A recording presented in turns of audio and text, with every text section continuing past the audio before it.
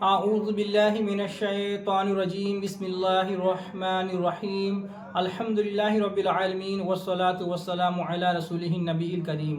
اللہ کے نام سے شروع جو بڑا مہربان نہایت رحم کرنے والا ہے۔ تمام تعریفیں اور خوبیاں اس شافی کے لیے جو تمام جہان کا پالنے والا اور شفا بخشنے والا ہے، جس نے کوئی چیز بھی بے فائدہ پیدا نہیں کی، اور درود پہنچے طبیب روحانی و جسمانی حضرت محمد رسول اللہ صلی اللہ علیہ وسلم پر۔ چمن نشا دواخانہ یوٹیوب چینل کے ناظرین کو خوش آمدید کہتے ہیں۔ میں آپ کا میزبان حکیم خورشید آپ کی خدمت میں حاضر ہوں۔ آج کا جو ہمارا موضوع ہے وہ یہ ہے کہ حصار کرنے کا صحیح طریقہ کیا ہے، حصار کس طریقے سے کیا جائے۔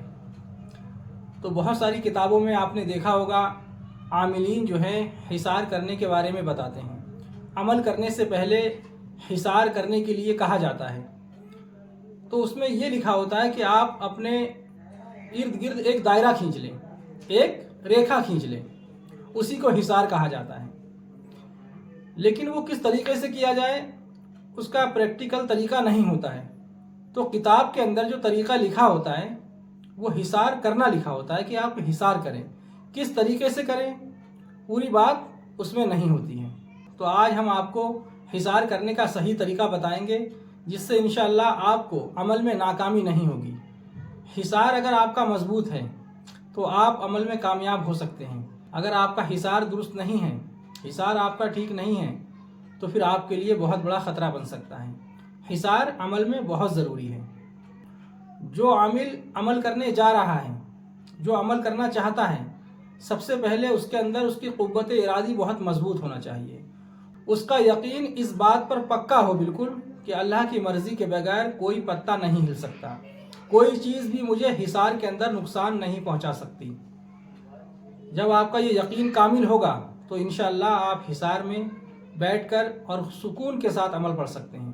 اگر آپ کا عقیدہ کمزور ہے اور آپ کمزور اعصاب کے مالک ہیں تو آپ کو عمل نہیں کرنا چاہیے، کیونکہ آپ نے حصار تو کر لیا اور آپ کا اس بات پر یقین ہی نہیں ہے کہ میں حصار میں اب محفوظ ہوں۔ اب آپ کے سامنے کوئی شیاطین حاضر ہو جاتی ہے تو آپ جو ہے ڈر کے حصار سے بھاگ سکتے ہیں، کیونکہ آپ کا یقین اس بات پر کامل نہیں ہوگا کہ مجھے حصار میں کوئی بھی چیز نقصان نہیں پہنچا سکتی، تو آپ جو ہے حصار سے نکل سکتے ہیں۔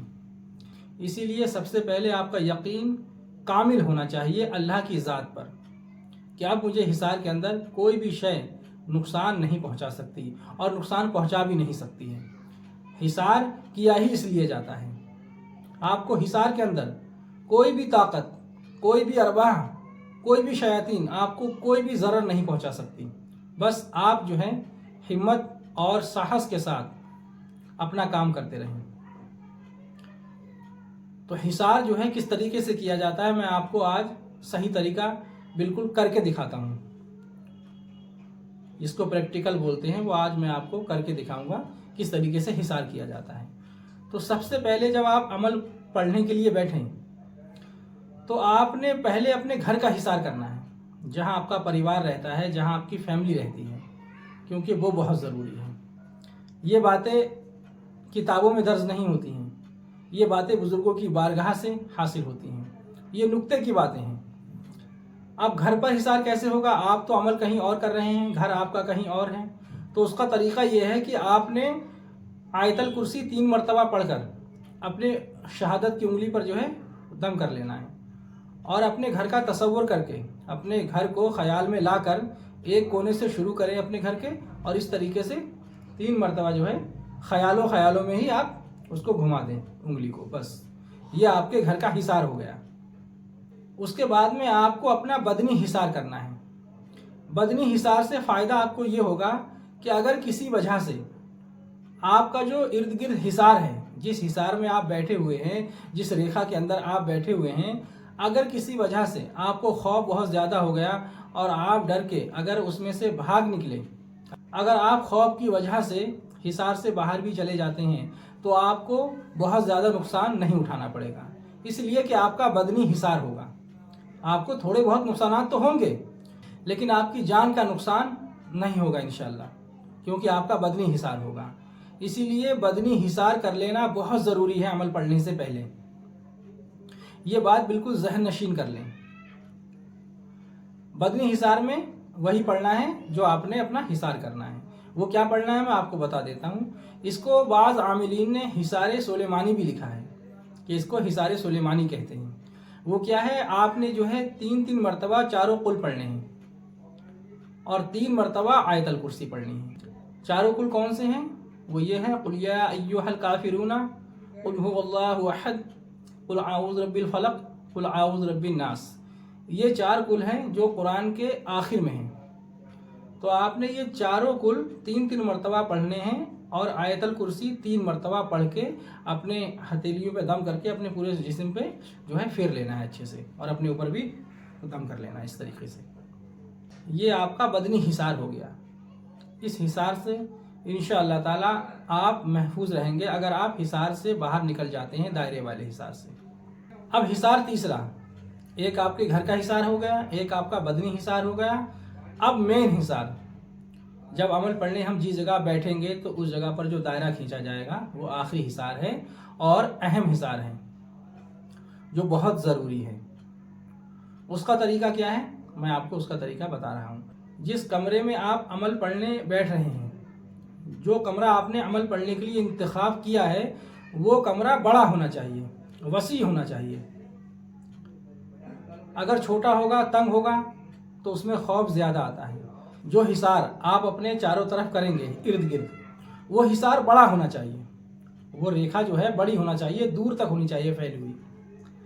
اس میں کیا ہوگا کہ آپ کو خوف کم آئے گا، اس میں آپ کو ڈر کم محسوس ہوگا. اگر آپ کا حصار چھوٹا ہوگا تو جو شیاطین، جو ارواحیں وہاں پر جمع ہوں گی، جب وہاں پر آئیں گی تو آپ کو ایسا لگے گا یہ بالکل ہمارے اوپر چڑھی آ رہی ہیں، کیونکہ بالکل قریب ہوں گی آپ کے. آپ کا حصار چھوٹا ہوگا تو جب حصار کے بالکل قریب ہوں گی تو وہ آپ کے قریب دکھائی دیں گی، تو اس سے آپ کو خوف بہت زیادہ ہوگا، آپ ڈر جائیں گے کیونکہ وہ زیادہ قریب ہوں گی.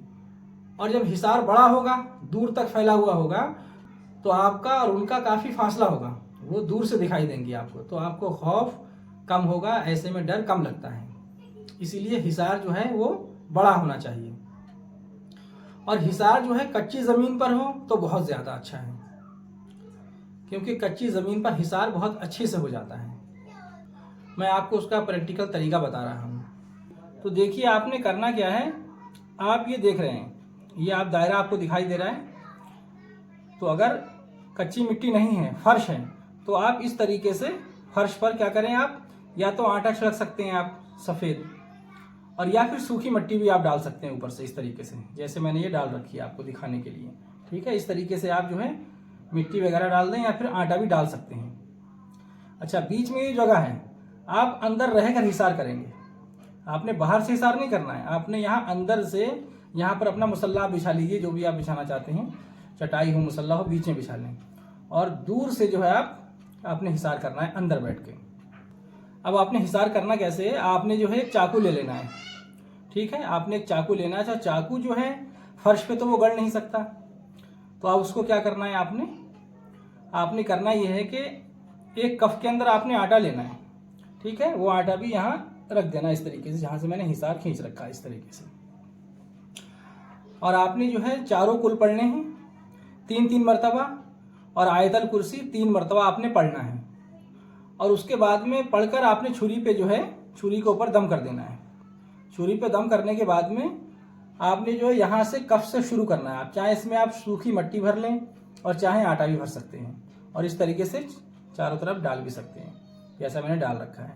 تو یہاں سے آپ نے شروع کرنا ہے بیچ سے، اس طریقے سے آپ نے بیچ سے جو ہے شروع کرنا ہے. اس طریقے سے کف سے جو ہے ہٹانا نہیں ہے، آپ نے چھری کو بالکل اس میں لگا کے رکھنا ہے. اور یہ جو دائرہ ہے، جو آپ نے یہاں آٹا ڈالا ہے یا مٹی ڈال رکھی ہو، آپ اس طریقے سے اندر بیٹھے بیٹھے اس کو کھینچتے چلے جائیں اس طریقے سے.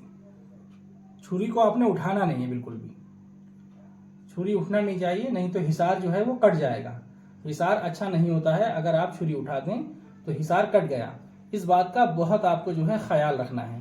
آپ اس طریقے سے جو ہے چھری کو نشان دائرے پر کھینچتے جائیے، اور جو ہے یہیں سے کپ کے اوپر سے اٹھا کے اس طریقے سے، اور جو ہے یہیں اس کو بیچ میں جو ہے آپ اس طریقے سے یہاں جہاں سے آپ نے شروع کر رہا ہے یہیں اس کو آپ گاڑ دیجیے.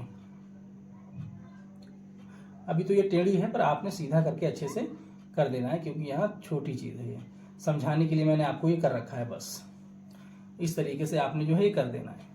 ये हो गया आपका हिसार। इसी को बाज़ आमिलीन ने हिसार सुलेमानी कहा है और ये बहुत मजबूत हिसार है। इस हिसार के अंदर रहकर इंशाअल्लाह आप सुकून के साथ में अमल पढ़ सकते हैं, लेकिन आपका यकीन इस बात पर कामिल हो कि मुझे हिसार में कोई चीज़ भी नुकसान नहीं पहुंचा सकती। तो ये हिसार करने का तरीका था जो हमें बुज़ुर्गों से मिला है और जिस तरीके से हमें बताया गया है। अच्छा, जब आप अमल पढ़ लेंगे, जब आपका अमल जिस तादाद में आप अमल पढ़ रहे हैं, जो भी इस्मा या आयत पढ़ रहे हैं, जब आपका वो मुकम्मल हो जाए, अब आपको हिसार से निकलना है। तो हिसार से निकलना किस तरीके से है? अब आपकी जो पढ़ाई है वो मुकम्मल हो गई और अब आप बाहर निकलना चाहते हैं तो एकदम निकल जाएं। आपको एकदम नहीं निकलना है। इसका तरीका यह है निकलने के लिए कि आपने 3 मरतबा दुरूद पाक पढ़ना है। जो भी दुरूद शरीफ आपको याद हो, आप 3 मरतबा दुरूद पाक पढ़कर और छुरी को जो है निकाल लें। उसके बाद आप अपना सीधा पैर पहले बाहर निकालें, उसके बाद आप निकल जाएं। ये तरीका है हिसार से निकलने का। आज का वीडियो हम यहीं पर इख्तिताम करते हैं। अल्लाह तबारक व तआला हमें भी हिदायत अता फरमाए, आपको भी हिदायत अता फरमाए और सिरात मुस्तकीम के रास्ते पर चलाए।